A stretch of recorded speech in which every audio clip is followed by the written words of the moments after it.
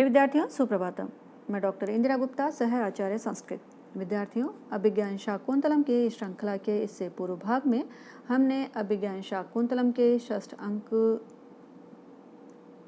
के श्लोकों का अध्ययन पूर्ण कर लिया। आज हम अभिज्ञान शाकुंतलम के सप्तम अंक के श्लोकों की व्याख्या करेंगे। सप्तम अंक पुनर्मिलन नामक जो अंक है, उसके पात्र हैं राजा दुष्यंत, इंद्र का सारथी मातली, राजा दुष्यंत और शकुंतला का पुत्र सर्वदमन, मारीच के आश्रम की तपस्विनी तापसी, नाटक की नायिका शकुंतला, मारीच काश्यप ऋषि जो कि प्रजापतियों में से एक प्रजापति हैं, और अदिति दाक्षायणी जो कि मारीच की धर्मपत्नी हैं और देवताओं की माता हैं। इंद्र और जयंत ये भी इसके पात्र हैं। सप्तम अंक में राजा दुष्यंत ने इंद्र के सारथी मातली के साथ स्वर्ग में जाकर इंद्र के प्रतिपक्षी दुर्दांत राक्षसों का वध कर दिया है, और इंद्र ने जो दुष्यंत है उनका बहुत सत्कार किया है। और इस समय राजा दुष्यंत इंद्र के सारथी मातली से इंद्र द्वारा जो विशेष सत्कार प्राप्त किया है उसके संबंध में चर्चा कर रहे हैं और पृथ्वीलोक की ओर आ रहे हैं। ऐसे में जो चर्चा करते हुए राजा मातली से कहता है कि जो इंद्र ने मेरा स्वागत सत्कार किया है, उस सत्कार के लिए मैं अपने आप को उपयुक्त पात्र नहीं मानता। मातली कहते हैं कि आप दोनों ही ऐसे हैं, और कहता है कि भवान प्रथमोपकृतम मृतवतः प्रतिपत्या लघु मन्यते भवान गणयति अवदान विस्मितो भवतः सोऽपि न सत्क्रिया गुणान। कि भवान आप दुष्यंत मरुत्वतः प्रतिपत्या इंद्र के गौरव के कारण प्रथमोपकृतम पूर्व में किए गए उपकारों को लघु मन्यते तुच्छ समझते हैं। जो आपने इंद्र के शत्रु दुर्दांत राक्षसों का वध किया है उसे आप तुच्छ समझते हैं। और स अपि और वह इंद्र भी भवतः आपके अवदान विस्मितो आपके निस्वार्थ पराक्रम से आश्चर्यान्वित होकर सत्क्रिया गुणान अपने द्वारा किए गए सत्कार के महत्व को न गणयति नहीं मानता है। मतलब सत्कार के जो उन्होंने सत्कार किया है उसके महत्व को नहीं गिनता है। यहाँ हम देखते हैं कि मातली दुष्यंत और इंद्र दोनों की ओर से एक दूसरे के प्रति किए गए कार्यों और प्रत्युपकारों को असंतोषप्रद ही मानते हैं, और कहते हैं कि दुष्यंत ने दानवों का वध करके जो इंद्र पर उपकार किया है उसे वह तुच्छ ही मानता है, और इंद्र ने प्रत्युपकार में जो सम्मान किया उसे वह भी अपर्याप्त ही मानता है। अर्थात दोनों एक दूसरे की नज़र में ऋणी हैं तथा परस्पर किए गए उपकारों को महत्व देते हैं।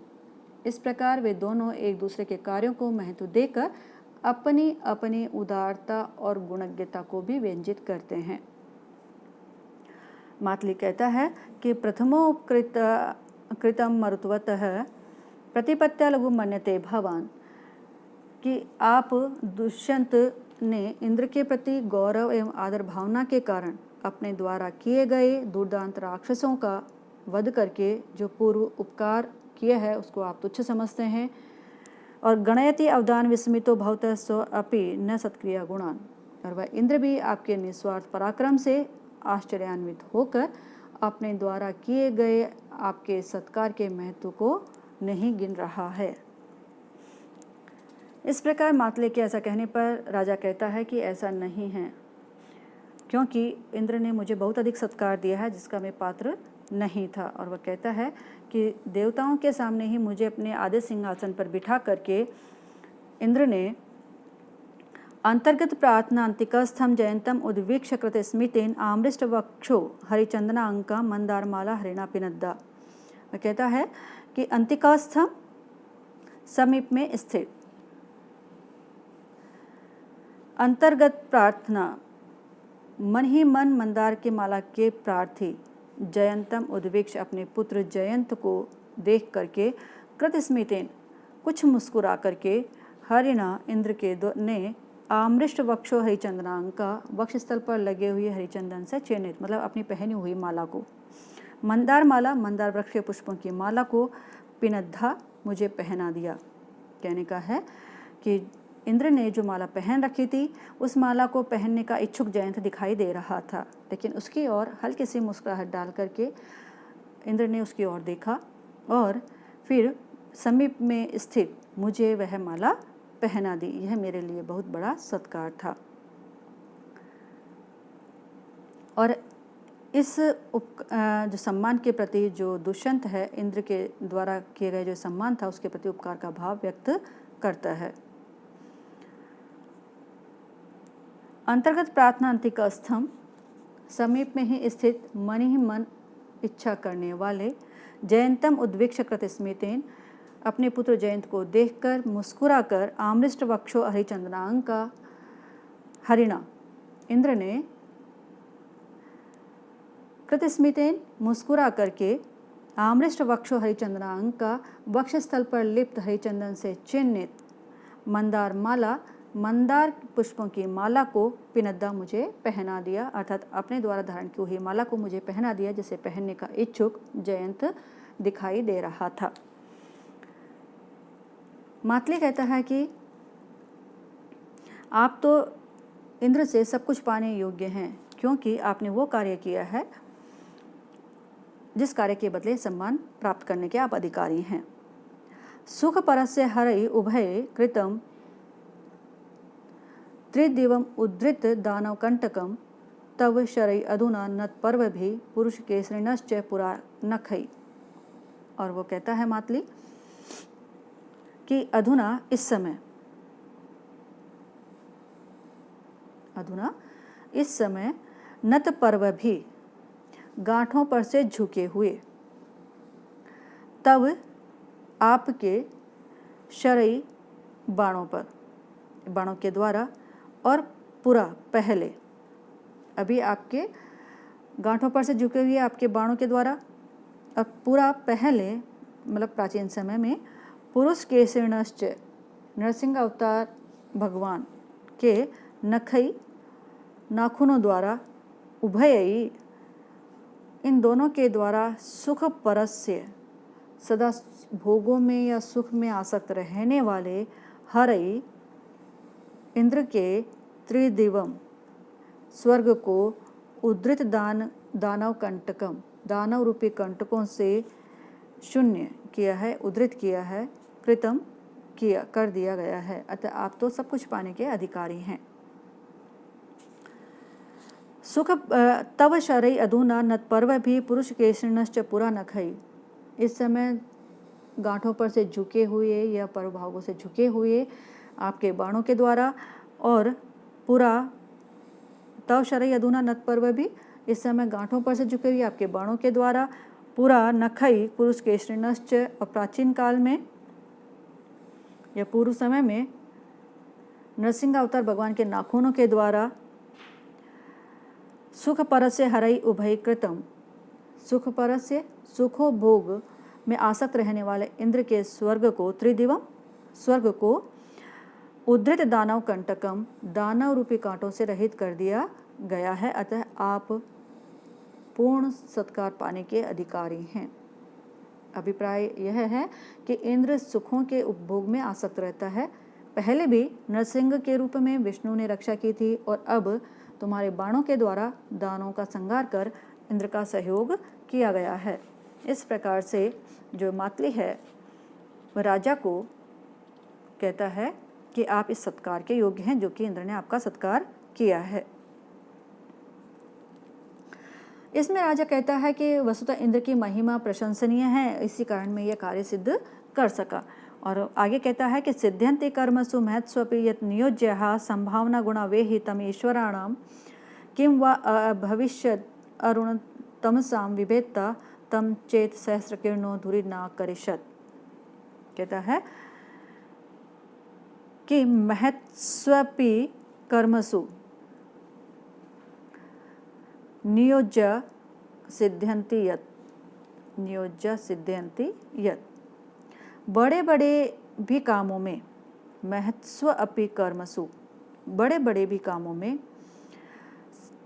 यत् नियोज्य जो सेवक जन नियुक्त किए जाते हैं और सफल हो जाते हैं, सिद्ध्यंति सफल हो जाते हैं, यत जो तम ईश्वराणाम संभावना गुणम अवेहि, उसको आप उनके स्वामियों के गौरव प्रदान का ही फल समझें। किंवा क्योंकि क्या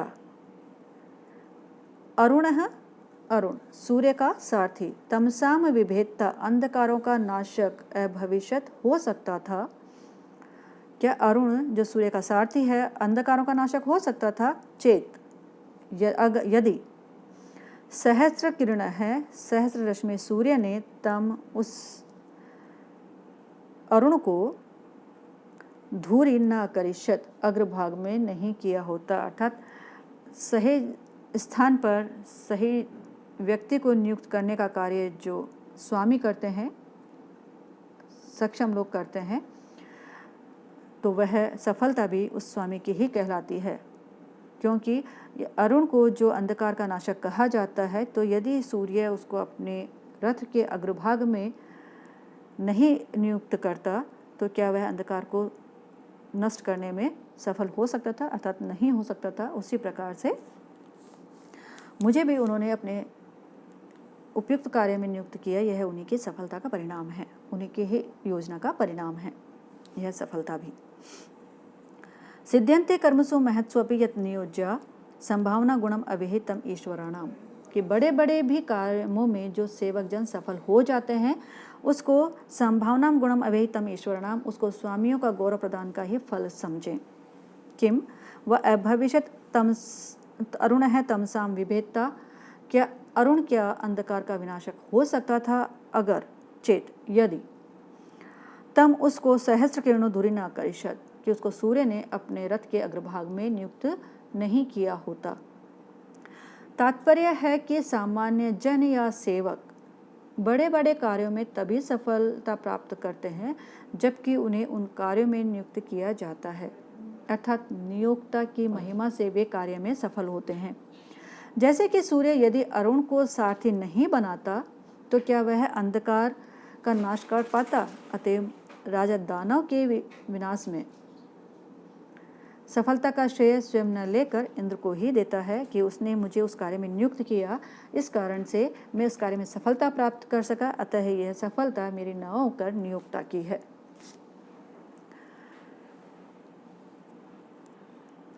साथ में मातली कहता है कि यह आप कह रहे हैं तो आपके अनुकूल है, इसलिए आप कह रहे हैं, किंतु आयुष्मान आप स्वर्ग में स्थित जो आपकी कीर्ति है उसको भी आप देखें। विच्छिन्ते शेषे सुंदरिणाम वर्णै अमी कल्पलतांशुकेषु विचिन्त्य गीतक्षमम अर्थजातम दिवोक्सः तच्चरितम लिखन्ति। वो कहता है कि आप यहाँ स्वर्ग में आए हैं तो स्वर्ग में आप अपने जो आपकी कीर्ति है, जो आपका कीर्ति जो चारों तरफ प्रसारित हो रही है, उस सौभाग्य को भी आप देख लें। अमी दिवोक्सा, अमी ये दिवोक्स है जो ये देवता हैं।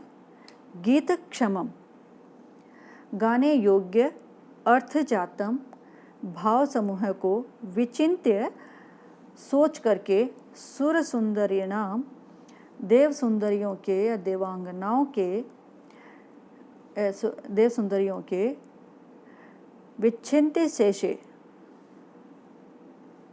अंगराग से बचे हुए, विच्छिति शेषे वर्णई उन रंगों से कल्पलतांशु केशु, कल्पलता के से निर्मित जो कोशे वस्त्र हैं, अंशुकेशु जो कोशे वस्त्रों पर त्वचरितम जो आपके जीवन चरित्र को लिखनते लिखते हैं, उसको देखने का आपको सौभाग्य प्राप्त हुआ है, उसे आप उस सौभाग्य को आप देखें।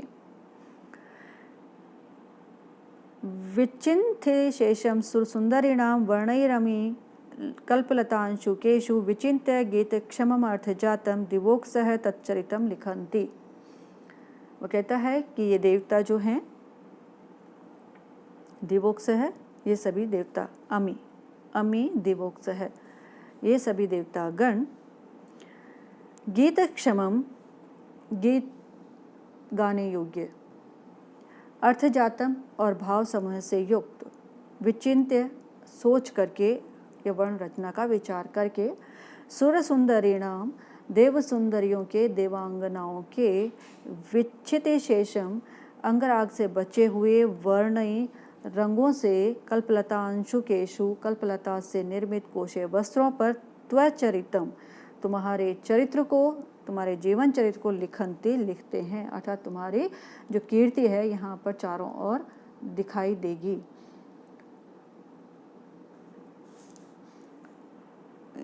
यहाँ पर आपकी कीर्ति गाई जाती है, आपकी कीर्ति रेशमी वस्त्रों पर लिखी जाती है, प्रसारित की जाती है। मातली के कहने का अभिप्राय है कि स्वर्गलोक में आपका यश फैला हुआ है और इसीलिए देवगण काव्यमयी भावपूर्ण सार्थक पदावली को सोचकर स्वर्ग की सुर सुंदरियों के अंगराग से बचे हुए रंगों से कल्पलता से प्राप्त कोशे वस्त्रों पर आपका चरित्र लिख रहे हैं। कहने का है कि देवता भी आपके यश को गा रहे हैं, यह सौभाग्य आपको प्राप्त हुआ है, अतः अपने सौभाग्य को देखें, स्वयं उसका दर्शन करें। अमी दिवोक्सह त्वचरितम गीतक्षमम अर्थजातम विचिन्त्य लिखन्ति, कि देवता गाने के योग्य भावपूर्ण सार्थक पदावली को सोचकर सुंदरीणाम विच्छिन्ति शेषम वर्णयि अमी कल्पलतांशुकेषु लिखन्ति, त्वचरितम लिखन्ति, कि कल्पलता से निर्मित कोशे वस्त्रों पर आपका चरित्र लिखते हैं। विच्छिते शेषे सुरसुंदरीणाम वर्णयमि कल्पलतांशुकेषु विचिन्त्य गीत क्षममार्थजातम दिवोक्स त्वचरितम लिखन्ति, कि देवता गाने के योग्य भावपूर्ण सार्थक पदावली को सोचकर देव सुंदरियों के अंगराग आदि से बचे हुए रंगों से कल्पलता से निर्मित कोशे वस्त्रों पर आपका चरित्र लिखते हैं, अर्थात स्वर्ग की सुंदरियों के अंगराग से बचे हुए रंगों के से कल्पलता से प्राप्त कोशे वस्त्रों का आपका चरित्र लिख रहे हैं और देवता भी आपके यश को गा रहे हैं। इस अपनी प्रतिष्ठित अपनी कीर्ति के सौभाग्य को आप स्वयं उपस्थित होकर देखें। इस प्रकार से मातली राजा दुष्यंत के पराक्रम की प्रशंसा करता है। आगे अगले भाग में। धन्यवाद।